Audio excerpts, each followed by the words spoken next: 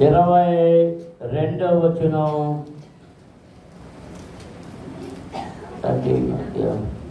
చివరి వరకు చదివి 32 వరకు నిలబడి చదువు. మరియు ఆయన ఎట్లా నేను చదివి. ఒక మనుషునికి 2 కుమారులు నుండిరి. వారిలో చిన్నవాడు తండ్రి, ఆస్తిలో నాకు వచ్చు భాగమిమ్మని తన తండ్రిని అడగగా అతడు వారికి తన ఆస్తిని పంచిపెట్టాను. కొన్ని దినములైన తరువాత ఆ చిన్న కుమారుడు సమస్తమును కూర్చుకుని దూరదేశములకు ప్రయాణమైపోయి అతడు తన ఆస్తిని దుర్వ్యాపారం వలన పాడు చేసెను. అదంతయు ఖర్చు చేసిన తరువాత ఆ దేశమందు గొప్ప కరువు రాగా వాడు ఇబ్బంది పడసాగి వెళ్ళి ఆ దేశస్థులలో ఒకరి చెంత చేరాను. అతడు పందులను మేపుటకు తన పొలములోనికి వానిని పంపెను. వాడు పందులు తిని పొట్టుతో తన కడుపును నింపుకొని ఆశపడింది కానీ ఎవడునూ వానికి ఏమీ ఇయ్యలేదు. అయితే బుద్ధి వచ్చినప్పుడు వాడు నా తండ్రి యొద్ద ఎంతో మంది కూలివాళ్లకు అన్నము సమృద్ధిగా ఉన్నది, నేనైతే ఇక్కడ ఆకలికి చచ్చిపోవచ్చున్నాను.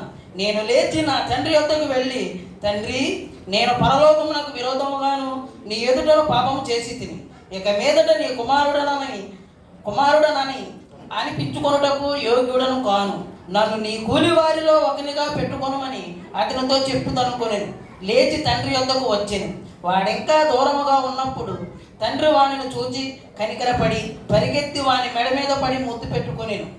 అప్పుడు ఆ కుమారుడు అతనితో తండ్రి, నేను పరలోకమునకు విరోధముగాను నీ ఎదుటను పాపము చేసి తిని ఇక మీదట నీ కుమారుడనని అనిపించుకొనుటకు యోగ్యుడు కాడనను. అయితే తండ్రి తన దాసులను చూచి ప్రశస్త వస్త్రం త్వరగా తెచ్చి వీనికి కట్టి వీని చేతికి ఉంగరము పెట్టి పాదములకు చెప్పులు తొడిగించుడి, క్రొవ్విన దూడను తెచ్చి వధించుడి, మనం తిని సంతోషపడుదుము. ఈ నా కుమారుడు చనిపోయి మరలా బ్రతికెను, తప్పిపోయి దొరికినని చెప్పాను. అంతటా వారు సంతోషపడసాగిరి. అప్పుడు అతని పెద్ద కుమారుడు పొలములో ఉండెను. వాడు వచ్చుచూ ఇంటి దగ్గరకు రాగా వాద్యములను నాట్యములకు జరుగుట విని దాసులలో ఒకని పిలిచి ఇది ఏమిటని అడగగా ఆ దాసుడు అతనితోనే, నీ తమ్ముడు వచ్చి ఉన్నాడు, అతడు తన యొద్దకు సురక్షితముగా వచ్చినందున నీ తండ్రి కొవ్వున తోడను వధించెదనను. అయితే అతడు కోపపడి లోపలికి వెళ్ళి నమ్మకపోయాను గనుక అతని తండ్రి వెలుపలకు వచ్చి బతుమాలుకొనెను. అందుకతడు తన తండ్రితో, ఇదిగో, ఇన్ని ఏండ్ల నుండి నిన్ను సేవించుచున్నానే, నీ ఆజ్ఞను నేనెన్నడూ మీరలేదే. అయినను నా స్నేహితులతో సంతోషపడినట్లు నీవు నాకెన్నడూ ఒక మేకపిల్లనైనను ఇయ్యలేదు. అయితే నీ ఆస్తిని వేశ్యలతో తినివేసిన ఈ నా కుమారుడు రాగానే వీని కొరకు క్రొవ్విన తోడను వధించుదువని చెప్పాను. అందుకతడు, నా కుమారుడా, నీవెల్లప్పుడూ నాతో కూడా ఉన్నావు, నావన్నీ నీవి, మనము సంతోషపడి ఆనందించుడు యుక్తమే. ఈ నీ తమ్ముడు చనిపోయి తిరిగి బ్రతికెను, తప్పిపోయి దొరికినని అతనితో చెప్పాను. ఆమేన్. అందరూ చేతులెత్తి దేవునికి స్తోత్రాలు చెల్లించుదాం. హల్లెలూయా, హల్లెలూయా, హల్లెలూయా. పరమ తండ్రి, పరిశుద్ధ ప్రభువా, జీవాధిపతి ఈ లోకములో ఉన్నప్పుడు ఈ ఉపమానాన్ని నీ చుట్టూ ఉన్న వారందరికీ చెప్పావు. అనేక మార్లు మేము చదివాం, విన్నాం. ఈరోజు మరలా ఎందుకు నీవు దీనిని మాతో మాట్లాడబోతున్నావో అది నీకే తెలుసు. మీ ప్రజలతో మీరు మాట్లాడండి, నేను కాదు, మీరే మాట్లాడండి. నన్ను మీ సిలువ చాటును దాయండి, మీ ఆత్మచేత నింపండి. నీ ప్రజలతో నీవేమో మాట్లాడనయ్యు ఉన్నావు, దానిని నాలో నుండి సూటిగా తేటగా మాట్లాడి వారిని బలపరిచి ఆదరించమని యేసు నామమున అడుగుచున్నాము తండ్రి. ఆమేన్. దేవునికి స్తోత్రం. హల్లెలూయా, హల్లెలూయా, హల్లెలూయా.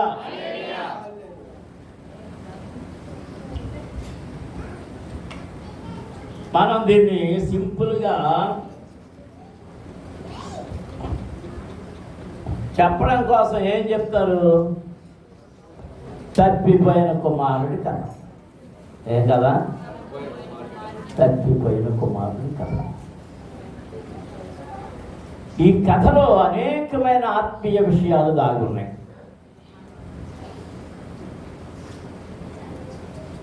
ఎందుకు 4-5 రోజుల నుండి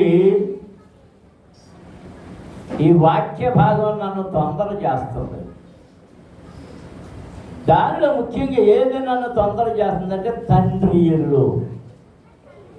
ఏంటది? చెప్పండి అందరూ.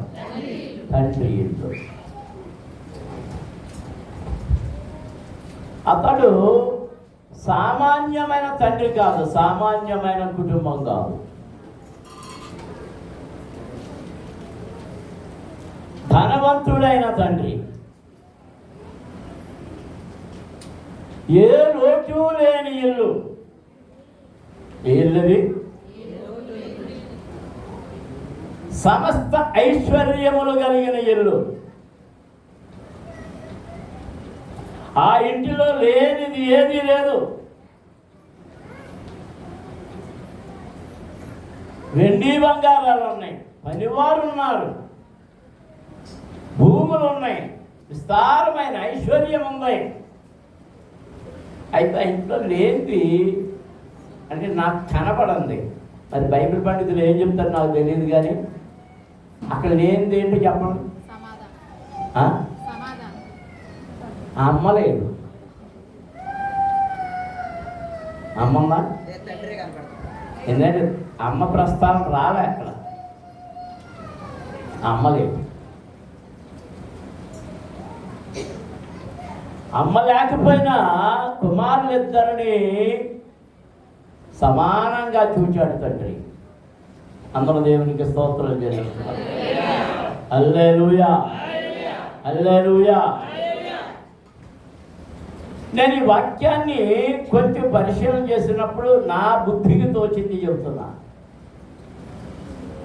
కుమారుడు, పెద్ద కుమారుడు కష్టజీవి. ఏం చేస్తున్నాడు? కష్టపడుతున్నాడు. అందుకే అతను ఎక్కడి నుంచి వచ్చాడని రాయబడి ఉంది. పొలంలో నుంచి వచ్చాడు. అంటే పొద్దున్న లేవగానే ఎడబోతున్నాడు, పొలంలో పోతున్నాడు. పొలానికి వెళ్ళే అలవాటు ఉన్నవాడిని మనం ఎంత ఆపినా ఆగరం. నీకు నిదర్శనం వెనకాల కాలు కాపు కూర్చున్నాయనే. పొరపాటు నీ కంద వస్తుందన్నా, విత్తనం దిగుతుందన్నా, లేకపోతే ఆ కంద ఎగుమతి అన్నా ఎక్కడ కూర్చున్నా మరి అంత ఇదిగానే అవుతున్నాడు చూడండి.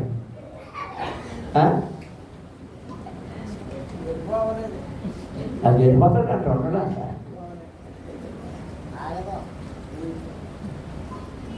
ఆ వ్యవసాయానికి అలవాటు పడిన వాళ్ళకి అదొక ఒక వ్యసనంగా మారిపోద్ది. వ్యసనమే.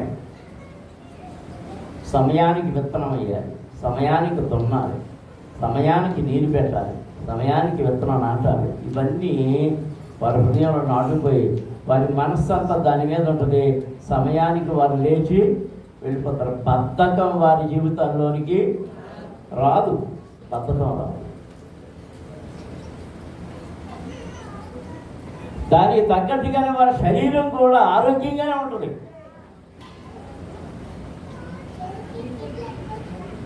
ఒకవేళ ఏదైనా బలహీనత ఆవరించినప్పుడు ఆనవారం లేదనుకోండి, గబుతున్న పక్కన పీక్కిని నవలేస్తాడంటే ఎక్కడిదక్కడ అరిగిపోద్ది. అంటే నాటు వైద్యం కూడా వాళ్ళకి తెలుసు. తెలీదా? తెలుసు. అందరూ దేవునికి స్తోత్రం. హల్లెలూయా. ఆ ఇల్లు ఊరిలో పెద్ద భవంతి, అంతస్తులు ఉన్నాయి. బహుశా 3 అంతస్తులేమో అనుకుంటున్నాను నేను.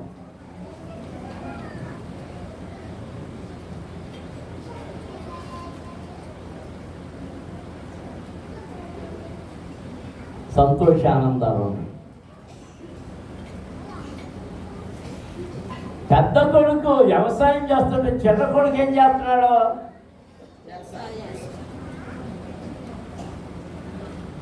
పగలరా ఏం చేస్తాడు, లేకపోతే నువ్వు అంటాడంతే.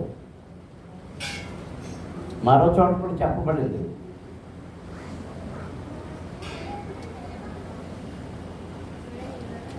అక్కడ ఇద్దరు అన్నదమ్ములే. అక్కడ తండ్రి పెద్దోడిని పిలిచి పొలం వెళ్తాడని పని ఉందన్నాడు. చిన్నోడు చెప్పాడు, చిన్నోడు ఎంత లేదు వెళ్ళిపోతానన్నాడు. సరే చిన్నోడిని వెళ్ళమన్నాను, వాడు ఏం చేస్తున్నాడు ఏంటో అని కాసేపు గంట 2 గంటలు పోయాక తండ్రి వెళ్ళాడు. వాడికి ఏం తెలియదు కదా అని. పొలంలో ఎవరున్నారట? వెళ్ళను అన్నవాడు ఉన్నాడు, వెళ్తానన్నవాడు. అది ఎక్కడ పోయాడు? ఏ సినిమా హాల్కి పోయాడో, ఏ రోడ్లు అంట పోయాడో, సైకిల్ వేసుకెళ్ళాడు, మోటార్ సైకిల్ వేసుకెళ్ళాడు. ఇప్పుడు అన్నీ అమ్మలో కొడుకులకి గుర్రాలు లాంటి పళ్ళు కొనిస్తున్నారు, పెద్ద గుర్రాలు. మరి మా నిర్మలమ్మ ఎప్పుడు కొంటుందో? పెద్ద కొడుకు కొనేసిదా? ఆడు కొనకపోయిన మనిషి ఎన్నోడు కొను ముందు మామూలు గుర్రం అడుగుతున్నాడా? మామూలు గుర్రం కాదు అది, నిచ్చినేసుకుని ఎక్కాలి. అదే బాగా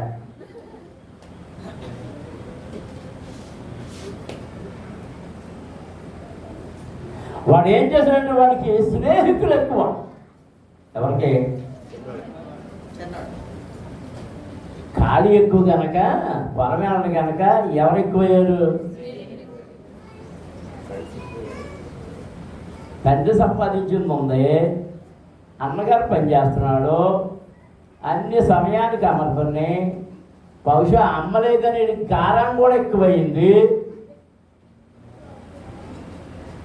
ఎవరైనా అయ్యో పాపం అని ఏమనకండి, అది అమ్మలేదు, మాట ముందు అమ్మలేదు పెద్దోడికి లేదు ఉందా అమ్మ, ఇది ఒక్కడికేనా?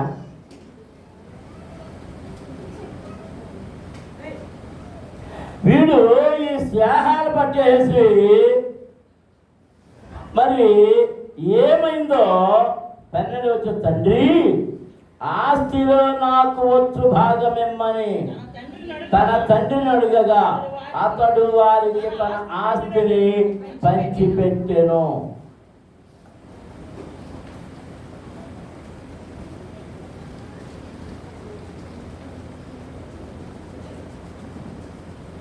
నా దగ్గర కొంతమంది కొన్నిసార్లు ప్రశ్న చేస్తుంటారు, నీ పెద్దోడికి ఏమి ఇస్తారండి, మీ చిన్నోడికి ఏమి ఇస్తారండి, ఇచ్చేసారా, ఎక్కడికి ఇస్తారు, వీళ్ళకి ఎందుకంటే గొడవ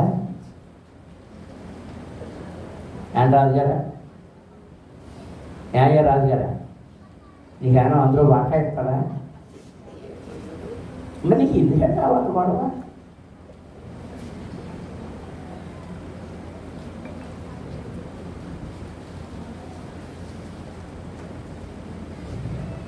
ఈ సందర్భంలో మాట చెప్తున్నాను, నా దగ్గర ఉన్నది ఏదైనా దేవుడి, దేవుని సేవ చేయడం ద్వారా దేవుడిచ్చినటువంటి బహుమతే తప్ప మరొకటి కాదు. 40 సంవత్సరాలు పైగా దేవుడు తన దాసులను ఏర్పరచి నాకు ఆర్థిక సహాయం చేశాడు. 40 సంవత్సరాలు పూర్తయిపోయిన తర్వాత ఆర్థిక సహాయాలు కనపడడంలా. మా అంకయ్య అక్కళ్ళు అంటున్నాడు, మా జీతాలన్నీ తినేస్తున్నాడు ఈ పుట్టోడు అంటున్నాడు. నీ జీతం ఎవడెత్తలేదమ్మా, ఎప్పుడు ఎవడేమో జీతం. జీతాలనే పదార్థం ఉండదు క్రైస్తవ సంఘంలో.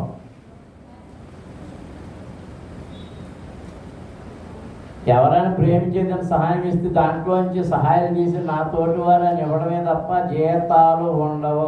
ఆ జీతాల కోసం వచ్చేవాళ్ళు అయితే ఎవరైనా సేవకులు అంటే వాళ్ళ జీతాలు ఇచ్చేకాడికి పోవచ్చు.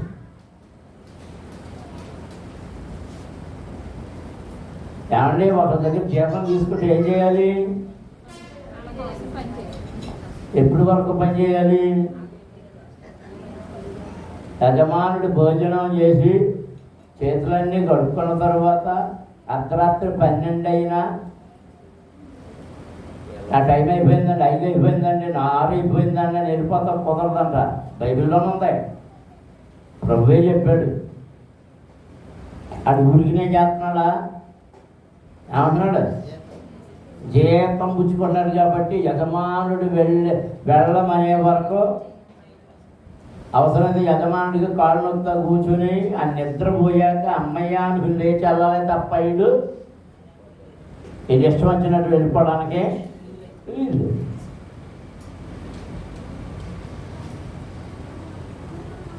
మనం వాక్యంలో అనేక సంగతులు ఉన్నాయి. దాసుడు వేరు, కుమారుడు వేరు. దాసుడు వేరు, కుమారుడు వేరు. కుమారుడికి స్వతంత్రత ఉంది, దాసుడికి స్వతంత్రత లేదు. అందరం దేవునికి స్తోత్రం చేయాలి. హల్లెలూయా, హల్లెలూయా. మరి దేవుడు నాకు ఇచ్చిన వాటిని అన్నింటినీ, పిల్లలకి ఇచ్చిన దాన్ని ఇతరుల యొక్క ఉద్దేశం ఏంటంటే అమెరికా నుంచి డబ్బులు పంపించి మతం మారుస్తున్నారని. ఎవరు ఎన్ని వేలు ఎన్ని లక్షలు తీసుకుని మీరు బాప్తిసం పొందారో చెప్పండి. ఎవరు ఇచ్చారు మీకు? ఎవరైనా ఇచ్చారా? మీరు ఎందుకు బాప్తిసం పుచ్చుకున్నారు? మారు మనసు పొందే ఆత్మరక్షణ కొరకు బాప్తిసం తీసుకున్నారు. ఈ శ్రమ ఎక్కువ అవుతుంది. మన ఎవడో పెట్టాడు, ప్రతి ఆదివారం మీ చర్చిల ముందు రెవెన్యూ వాళ్ళు కాపలా ఉంటారో, ఎవరెవరు వస్తున్నారో రాసుకుంటారో, వాళ్ళకి అక్కడే బీసీసీ సర్టిఫికేట్ ఇచ్చేట్టు ఇచ్చేయమనండి. మీరు ధైర్యవంతులైతే ఇచ్చేయమనండి, నష్టమే లేదు. ఎందుకంటే మన తండ్రి గొప్పవాడు. నమ్మిన వారు స్తోత్రం చెల్లించండి.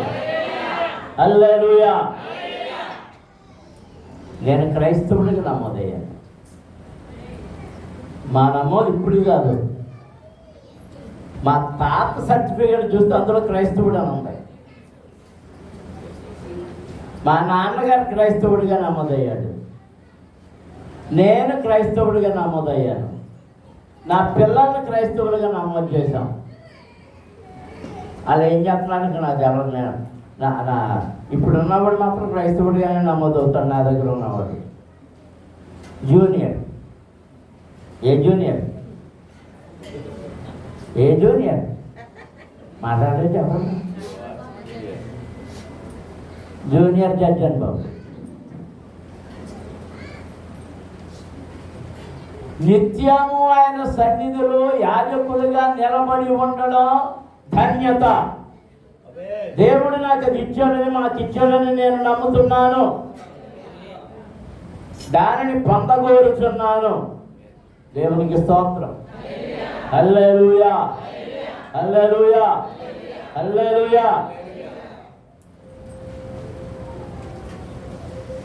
మన సంఘం ఏమైనా విస్తారమైన రాబడి ఉందా అంటే విస్తారమైన రాబడి లేదు. మీ మీద ఎప్పుడు నేను ఒత్తిడి చేయడం అంటే అయితండి ఇతండి అని ఒత్తిడి చేయలేదు. దశంభాగాల కోసం మీ ఇంటికి వచ్చి బాసిపట్టు వేసుకొని కూర్చొని మీద కూర్చొని ఏంటి కాబూలోలాగా కర్రట్టుకుని నా దశంభాగం ఇస్తావా లేదా ఇస్తావా లేదా ఇస్తావా లేదా అని కూర్చోలేదు. ఎవరికి వచ్చారు కూర్చున్నానా? అలా మీ ఇళ్ళకి వచ్చి అలాంటి దానికోసం వస్తున్నానని అనుకుంటానని ప్రారంభమని.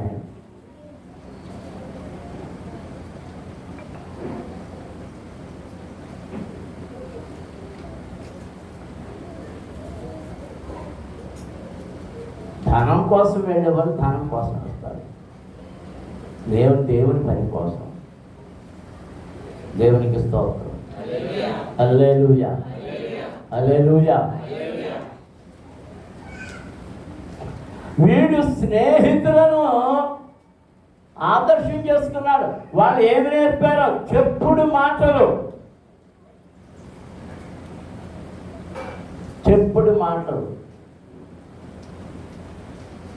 ఒరే నువ్వు టైంకి ఎందుకు రాలేదురా అని అడుగుతున్నాడు మీ నాన్న.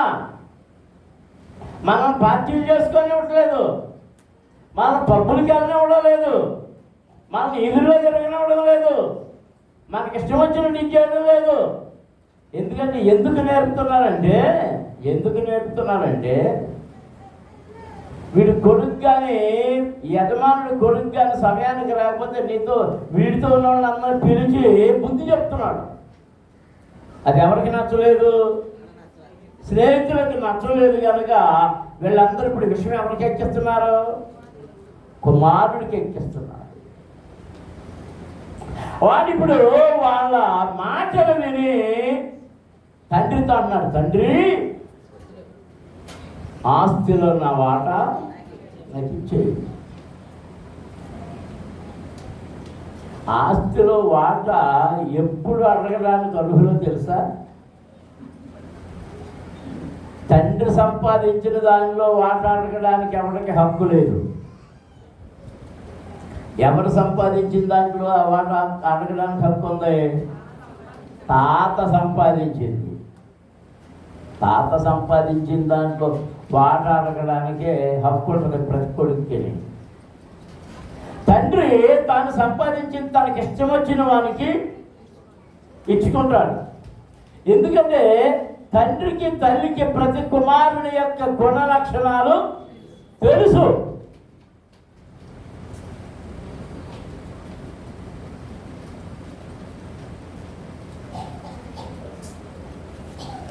దేవునికి స్తోత్రం, హల్లెలూయా. తండ్రి చెప్పాడు, అరే బయటికి వెళ్ళిపోతాడు. పెళ్ళయిందండి, పెళ్ళి అవ్వకుండా బయటికి వెళ్ళిపోతాను. కొన్ని పిల్ల వచ్చింది, ఆ పిల్ల మీద గొడవ పెడుతుంది అని అనుకుంటే ఒక అందం. పెళ్ళి పెటాకులు లేవు. ఇది ఏం చేస్తుందంట? ఆ ఇంట్లో ఆడవాళ్ళు ఉన్నట్టు మనకి ఏం కనపడుతుందా? వదిలిగారు ఉన్నట్టు కనపడుతుంది. ఇది ఏం దొబ్బుడా వచ్చింది, ఏం చేపరం వచ్చింది రాజుగారా నువ్వు చెప్పి అనగా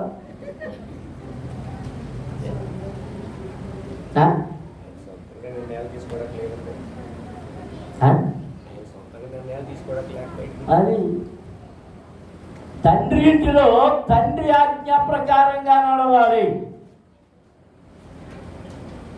తండ్రి చెప్పిన సమయానికి రావాలి. లేకపోతే అక్కడ ఏం వేయబడుతుంది? గడియ వేయబడుతుంది. పశుమానవుడు ఎన్నిసార్లు బయట ఉండిపోయాడో.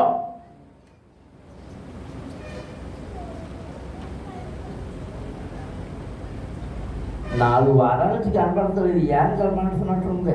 మా మాజీ ప్రెసిడెంట్ వచ్చిందా అనుకున్నాను, వచ్చిందా? అది చేయించుకుంది.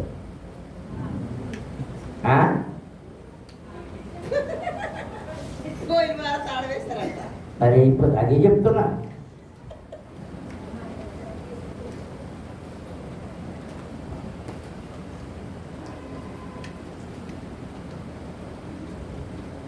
తండ్రి యొక్క అదుపాజ్ఞలలో ఉన్నవానికి ఆశీర్వాదం దొరుకుతుంది. దేవునికి స్తోత్రం. వీడేం చేశాడు? తండ్రి చెప్తున్నా, బహుశా పనివారు కూడా చెప్పుంటారు, దాసులు కూడా చెప్పుంటారు, నాన్న మాట వినురా బాబు అని. వినలేదు. తండ్రికి విసుగొచ్చి ఇచ్చేసాడు. వాడు వెళ్ళిపోయాడు. వాడు వెళ్ళిపోయి ఏం చేశాడురా? 13వ జన్మలో కొన్ని దినములైన తరువాత ఆ చిన్న కుమారుడు సమస్తమును కూర్చుకొని దూరదేశములకు ప్రయాణం అయిపోయి అక్కడ తన ఆస్తిని దుర్వ్యాపారము వలన పాడు చేసెను.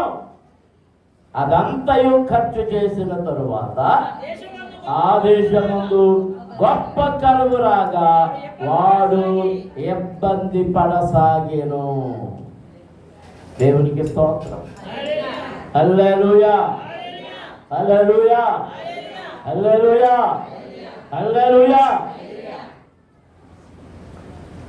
ఆస్తి బాగా గ్రహించాడు.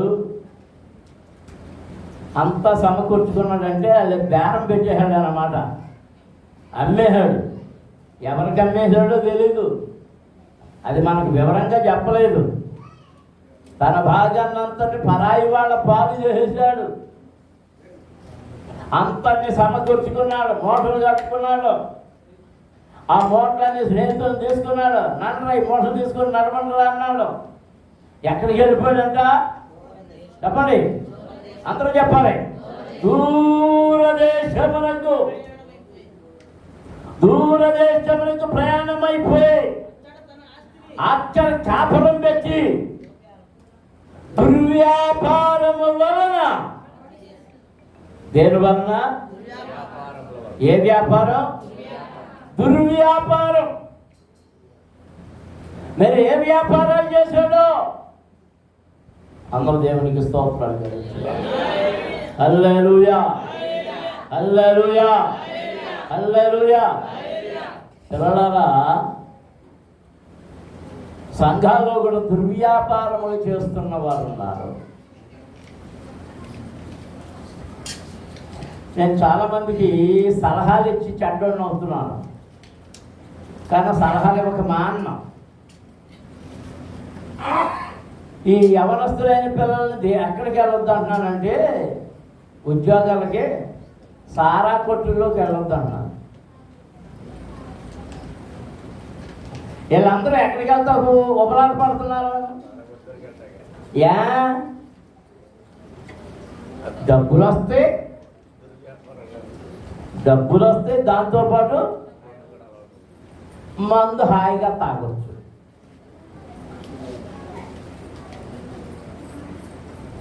వాళ్ళిద్దరికి రత్మానం వచ్చిందారా? ఎందుకని బేరం అనుకున్నావా?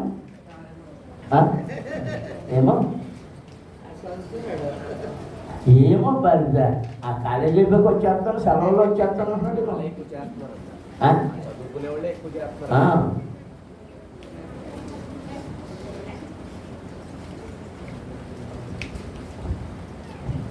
ఆ దుర్వ్యాపారము, ఆ పనికి మాలిన వాటిలో వచ్చేటటువంటి భాగములో దశం భాగం కానీ, కానుకలు కానీ, కృతజ్ఞత కానుకలు కానీ, అర్పణములు కానీ నీవు దేవుని సన్నిధిలో పెట్టినా అవి దేవుని చేత అంగీకరించబడవు.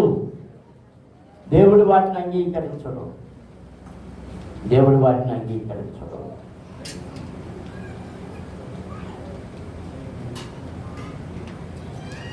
ఆ దుర్వ్యాపారము వలన సంపాదించింది నిలువదు. ఇంకో దుర్వ్యాపారం ఉండేది, దాన్ని ప్రభుత్వం బ్యాన్ చేసేసింది. తెలుసా మీకు?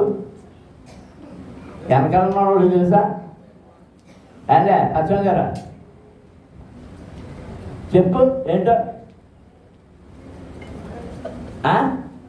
మట్లు గుర్తొస్తుందా? బ్యాకెట్, ఆ బ్యాకెట్ ఆడా బ్రాకెట్.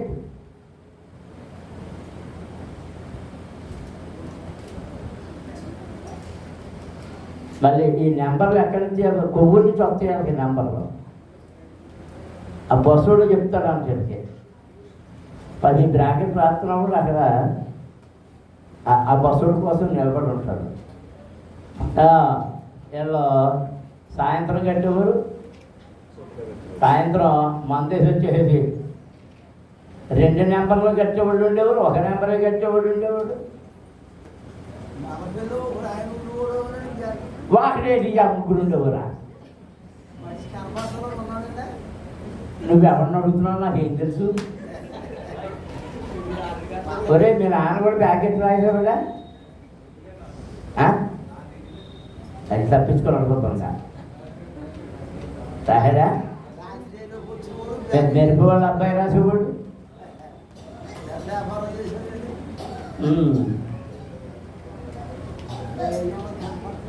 మామూలు తెట్టి ఆ బ్రాకెట్ ఆడతో ఎంతమంది కొంపలు కూలిపోయినాయో.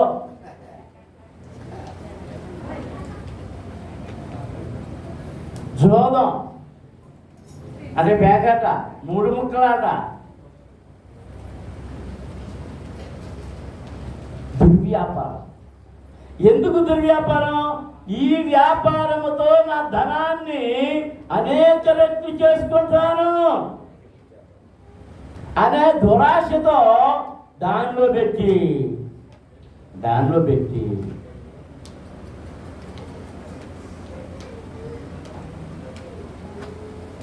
ఒక 10-15 ఏళ్ళు అయిపోతుందేమో. గంగా గోదావరి అని ఒక ఇది పెట్టారు. వాళ్ళు నా దగ్గరికి వచ్చారు. 10,000 కట్టంటే 3 నెలల్లో ₹1,00,000 వస్తుంది అన్నారు. సైన్స్కి ఎంతో చూసి అసలు నా చుట్టూ చాలామంది తిరిగారు. నాతో కట్టించలేకపోయింది. ఎందుకు ఒకరు వచ్చి అడిగారు, ఎందుకంటే మేము అందరం కడుతున్నాం, మీరు ఎందుకు కట్టలేదు? ఎవరెవరు కట్టారు అన్నాడు. వీళ్ళు కట్టారు, వాళ్ళు కట్టారు, వాళ్ళు కట్టారు. కొంతమంది ఏం చేశారు తెలుసా? కమ్మోదే ₹1,00,000, ₹2,00,000, ₹3,00,000. కొందరైతే ఆ పక్కింటోళ్ళ దగ్గర బంగారం తీసుకొచ్చి తాకట్టెట్టి ఇందులో కట్టాడు. నేను అన్నాను, ఈ గోదావరి గంగలో కలిసిపోతే గంగా గోదావరి దాని పేరు. ఈ గోదావరి వెళ్ళి గంగలో కలిసిపోతే మీరు ఏమైపోతారో తెలవదన్నా. 3 నెలలు కదా, 3 నెలలు రావాలి కదా. 3 నెలలు అయిపోయిన తర్వాత వచ్చి అని చూస్తున్నారు. 4 నెలలు అయిపోయింది, 5 నెలలు అయిపోయింది, 6 నెలలు అయిపోయింది, 7 నెలలు అయిపోయింది. ఆఫీస్ ఎక్కడ ఉందని నడవలు అన్నారు. మరి ఆఫీస్ కట్టుకు వెళ్ళండి అన్నాను. నెడదోలు వెళ్ళలేదు కానీ ఆఫీస్ ఎక్కడ దొరుకుతుంది? కనుక్కుని ఇక్కడ ఉండేదని కదా. అక్కడ ఏమీ లేవు, బోర్డులు కూడా లేవు, పీకేశారు.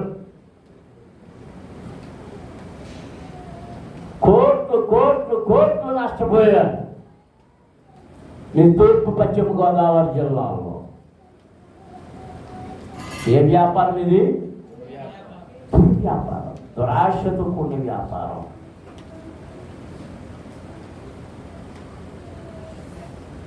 ఆ దుర్వ్యాపారం వలన తనకున్న ఆస్తంతా పోగొట్టేసుకున్నాడు. జాగ్రత్తగా గమనించాలి. నీవు ఒకటి కోల్పోయిన తర్వాత నెక్స్ట్ వచ్చేది ఏంటంటే కరువు.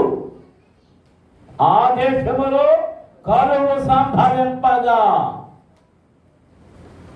దేవుని బిడ్డలారా, నీ తండ్రి ఇంటిని విడిచిపెట్టి, ఆశీర్వాదకరమైన స్థలమును విడిచిపెట్టి, ఆశీర్వాదకరమైన గృహమును విడిచిపెట్టి, నీకున్నదంతా తీసుకొని ఆ నయోమిలాగా మోయాబు దేశానికి వెళ్ళిపోయి, అక్కడ కొంతకాలం బాగానే ఉంది. కొడుకులు పెళ్ళిళ్ళు కూడా చేసింది. తర్వాత వాళ్ళు ఏమైపోయారు? భర్త చనిపోయాడు, కుమారుడు చనిపోయాడు, మనవలు కలగలేదు, అంతా పోగొట్టుకుంది. అలాగే వీడు కూడా వెళ్ళిన ప్రదేశంలో అడుగంటిపోయింది. ఆ దేశంలో ఏ సభ వచ్చిందట? ఎప్పుడు వచ్చిందట కరువు? ఇది ముఖ్యం. తనకున్నదంతయు ఖర్చు పెట్టిన తరువాత, అబ్బాయి గడ్డం అబ్బాయి అన్నారా? మీ తోడు కాతేడు చేరు అన్నారు. ఏమన్నారు చెప్పండి?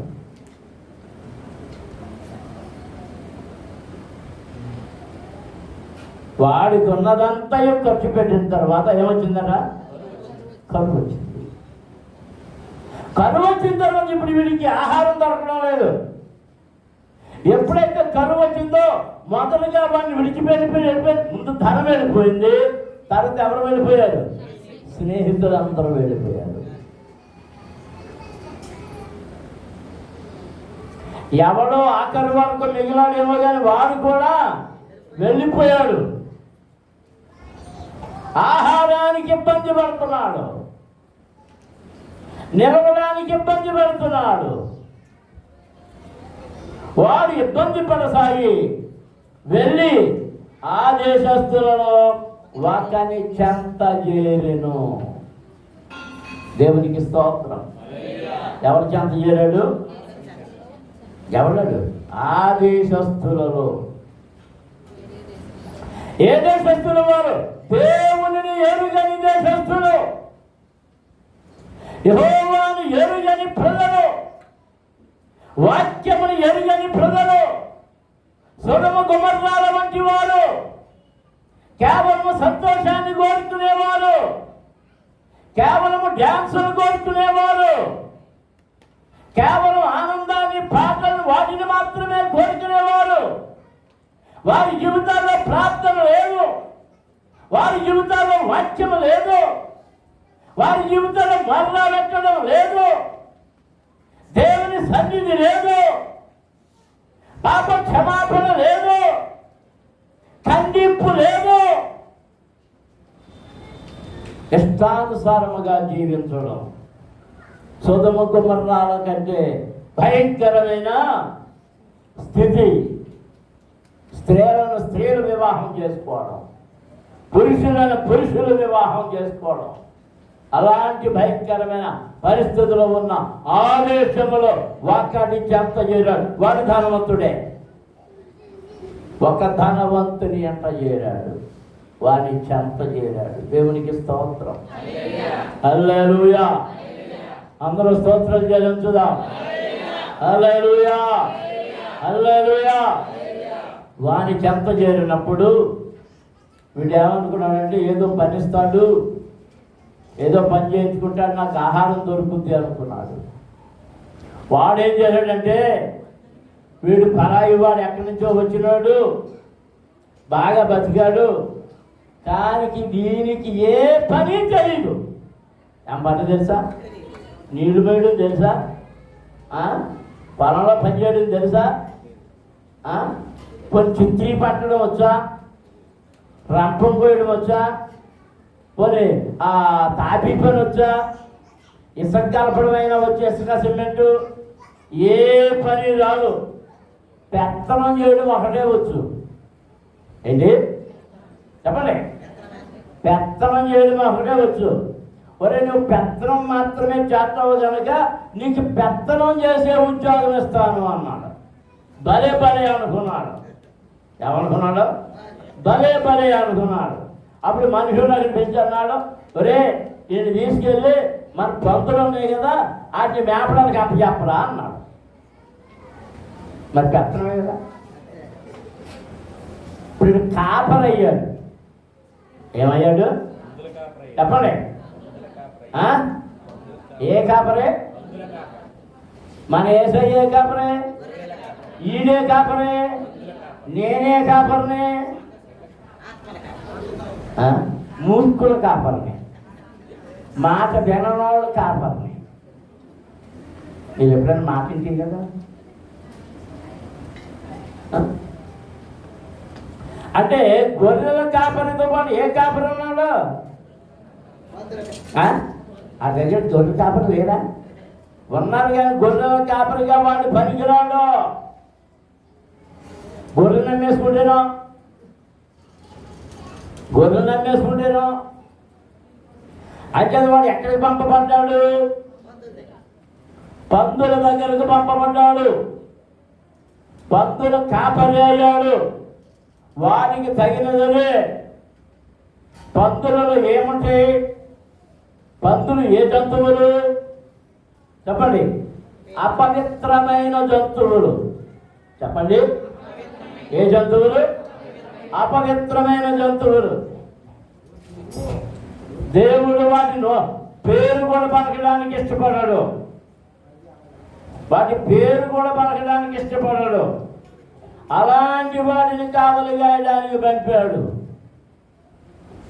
అక్కడికి వెళ్ళి వాటిని మేపుతూ అవి ఏం తింటనే? పొట్టు తింటున్నాయట. ఆ మలమూత్రాల దగ్గర బాగా పొట్టు తింటున్నాయి. పొట్టు తింటుంటే వీడు అనుకున్నాడు ఆకలేస్తుంది కదా, అవి తినే పొట్టన్నా నేను తిందామనుకుంటే ఏం చేసినాయంట? కింద పడి కుమ్మేసినాయంట. కింద పడేసి కుమ్మేసినాయంట. పందుల కాపర్ల పరిస్థితి అది. పందులు అపవిత్ర ఆత్మలు. మీకు తెలిసిన పందులు చెప్పండి. తెలుసా? తెలదా? అయ్యగారయ్యా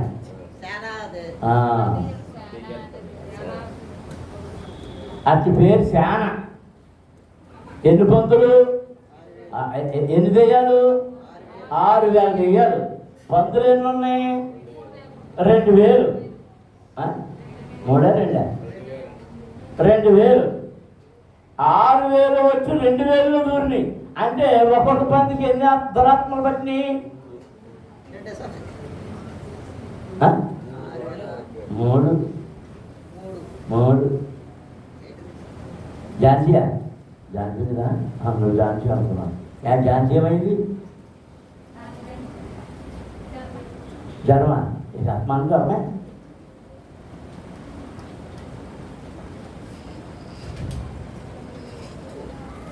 ఒక్కొక్క పందులు ఎన్ని దూరిని? మనము పందులు అయితే ఒకవేళ మనలో ఎన్ని ఉన్నాయి అన్నమాట. ఆళ్ళు ఎన్ని ఉన్నాయి? ఆని బట్టి ఎన్ని? ఆని బట్టి 6,000. ఆ ఆళ్ళు ఉన్నాయి వచ్చి పందుల్లో పడితే ఓహో పందికి ఎన్ని వచ్చినాయి? అంటే వీళ్ళు ఎక్కువన్నాయా పందులు ఎక్కువన్నాయా? అంటే మనం ఎలాంటి వాళ్ళు అంటే చాలా పట్టేసిన వాళ్ళు. అందుకే ఏమవుతలేదు, ఇనప సంఖ్యలు కూడా తుత్తునీలైపోతున్నాయి. నివాసం ఎక్కడా? సమాధుల దొడ్డిలో. అవి ఎవరిని చూసి భయపడ్డాయి? దేవుని కుమారుడా నజరేయుడు అని యేసు, నాతో నీకేం పనయ్యా? ఎందుకు వచ్చావయ్యా? నువ్వు ఇక్కడికి ఎందుకు వచ్చావయ్యా? ఇక్కడికి నువ్వు వచ్చిన కాడ మేము ఉండకూడదయ్యా. నువ్వు వచ్చిన కాడ పవిత్రత ఉంటుంది, అపవిత్రులకు మేము వెళ్ళిపోవాలి. మమ్మల్ని అలా పడే ఇచ్చేయకు, నరకంలోకి పంపేయకు. నువ్వు సెలవిస్తే ఎక్కడికి పోతాం? ఆ పందుల్లోకి పోతాం. దేవునికి స్తోత్రం. ఆ అపవిత్రాత్మతో నింపబడిన పందులను గాయడానికి వెళ్ళాడు వీడు. ఆ పందులు కూడా వీళ్ళని చేరనివ్వలేదు. అప్పుడు కూర్చుని బండ మీద కూర్చుని వాడు తలపోయిచున్నాడు. నా తండ్రి ఇంటిలో నా తండ్రి యొద్ద బుద్ధి వచ్చినప్పుడు నా తండ్రి యొద్ద ఎంతో మంది కూలి వాళ్ళకు అన్నము సమృద్ధిగా ఉన్నది. దేవునికి స్తోత్రం. అందరం స్తోత్రం చెల్లించుదాం. హల్లెలూయా. నా తండ్రి ఇంటిలో ఉంది ఏముంది? ఆహారం ఉంది, సమృద్ధి ఉంది, సంతోషం ఉంది, ఆనందం ఉంది, సమాధానం ఉంది. దేవునికి స్తోత్రం. హల్లెలూయా. నేనైతే కూలి అక్కడ పనివారికి ఆహారం ఉంది. నేనైతే ఏం చేస్తున్నాను? ఆకలికి చచ్చిపోతున్నాను. ఆకలికి చచ్చిపోతున్నాను. దేవునికి స్తోత్రం. హల్లెలూయా. హల్లెలూయా. ఇప్పుడు ఒక తీర్మానం చేసుకున్నాను. నేను లేచి నా తండ్రి యొద్దకు వెళ్తాను. నా తండ్రితో చెప్తాను, పరలోకమందున్న ప్రభుతో చెప్తాను, నాయనా నీకును పరలోకమందున్న తండ్రికి విరోధముగా పాపము చేశాను. నన్ను చేర్చుకో. నీ పని వారిలో, నీ కూలి వారిలో ఒకరిగా పెట్టుకో. నాకు నీ కుమారుడిగా ఇంకా స్థానము లేదు. నీ కుమారుడిగా ఉండడానికి కనుక అర్హత లేదు. ఎందుకంటే నీ కుమారుడిగా ఉన్నప్పుడు అన్నింటినీ తీసేస్తున్నాను, అన్నింటినీ ప్రమోట్ చేస్తున్నాను. ఇంకా నేను నీ కుమారుడని అనిపించుకున్నకు యోగ్యుడను కాను. దేవునికి స్తోత్రం. హల్లెలూయా. హల్లెలూయా. ఇది ఎలా చెప్తుంటే ఇంకా సాగిపోతుంది. ఆదికాండం 17వ అధ్యాయం మొదటి వచనం చదువుదాం. ఆదికాండం 17వ అధ్యాయం మొదటి వచనం. అబ్రహాం 99 ఏళ్ల వాడైనప్పుడు యెహోవా అతనికి ప్రత్యక్షమై, నేను సర్వశక్తి కలిగిన దేవుడను, నా సన్నిధిలో నడుచుచు నిందారహితుడమై ఉండము, నాకును నీకును మధ్య నా నిబంధనను నిన్ను అత్యధికముగా ఏం చేస్తారు? దేవునికి స్తోత్రం. అందులో స్తోత్రం చెల్లించుదాం. హల్లెలూయా, హల్లెలూయా, హల్లెలూయా. అబ్రహాంతో దేవుడు మాట్లాడుతూ ఏమంటున్నాడు? నీవు నా ఎదుట ఎలా ఉండాలి? ఎప్పుడో తెలుసా ఈ మాట? 12వ అధ్యాయంలో నేను చూపించే దేశానికి వెళ్ళు, అక్కడ నేను ఆశీర్వదిస్తాను అన్నాడు. బయలుదేరి వచ్చేసాడు. తర్వాత బోల్డ్ అంత కష్టం జరిగింది. పిల్లలు లేకపోతే, పిల్లలు ఇంకా పుట్టకపోతే శారమ్మ గారు ఏం చేసిందంటే తన దాసి అయిన హాగరును చేసి అబ్రహాంకి ఇచ్చి పిల్లలను కను అంది. పిల్లలను కనేసాడు. ఎవరు పుట్టారు? ఇష్మాయిల్ పుట్టారు. ఇష్మాయిల్ పుట్టిన తర్వాత సమస్యలు ప్రారంభమైంది. ఇప్పుడు అబ్రహాము యొక్క మనసు ఎక్కడ ఉంటుంది? కుమారుని మీద ఉంటుంది. అతని హృదయం పరిపరి విధాలుగా పోతుంది. అందుచేత దేవుడు పిలుచుంటున్నాడు ఈ 17వ అధ్యాయంలో, నా ఎదుట నీవు దీవెనలు పొందాలంటే, నీవు ఆశీర్వదించబడాలంటే నిందారహితుడవై ఉండు. ఏమై ఉండాలి? చెప్పాలందరూ నిందారహితుడవై ఉండాలి. దేవునికి స్తోత్రం. హల్లెలూయా, హల్లెలూయా. చూడండి, పోయినది కానీ ఈయన రాలేదు. ఈ ఆదివారం వాళ్ళ తమ్ముడి గారు రాలేదు. ఆయన ఎక్కడికి వెళ్ళాడు? పోయిన ఆదివారం ఏమడిగాను అని ఏమడిగాను? మీ నాన్న ఎక్కడికి వెళ్ళాడు? ఉగాది పంచాంగ శ్రవణం చేస్తాకి వెళ్ళాడా లేదా అని అడిగాను. పంచాంగ శ్రవణం చేశాక ఏం చేశాడు? శ్రీరామనవమి తలంబరాలు కూడా వేసి వచ్చాడు. ఇప్పుడు దీన్ని ఏమంటారో నేను అన్నాను, చేశాడో లేదు తర్వాత. దీన్ని ఏమంటారో? దీన్ని ఏమంటారు? తన మీద ఏం పడింది? నింద. ఏం పడింది? మీకు అర్థం అడుగు కోసం చెప్తాను.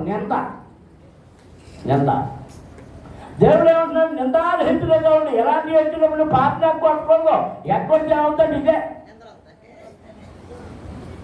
ఎన్ని చెప్పినా ఎనవెంక, ఎన్ని చెప్పినా ఎనవెంక. ఏది నమ్ముతాం?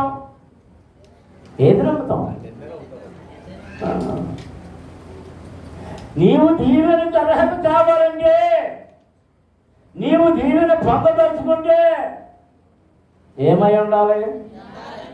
2 వారాల క్రితం ఎంకాయప్ప మెడ్రాస్ ఎవరికి వెళ్ళిపోయింది. ఆదివారం ఉందా? లేదు. మార్చి 15వ తారీఖున మనం అందరూ ఆడవాళ్ళు, అక్కడ ఆడవాళ్ళకి వెళ్ళిపోయింది.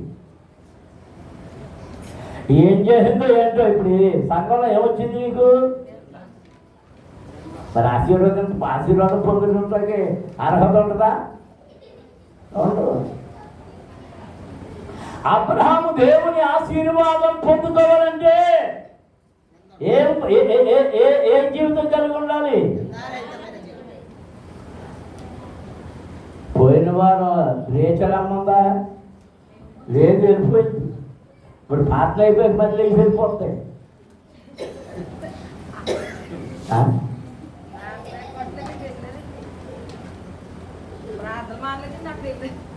అదే మరి అక్కడ నీకేం పని?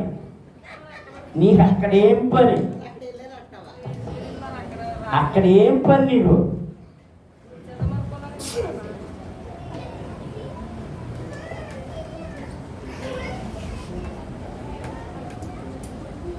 అమరం అంటే పోరు తీసేసి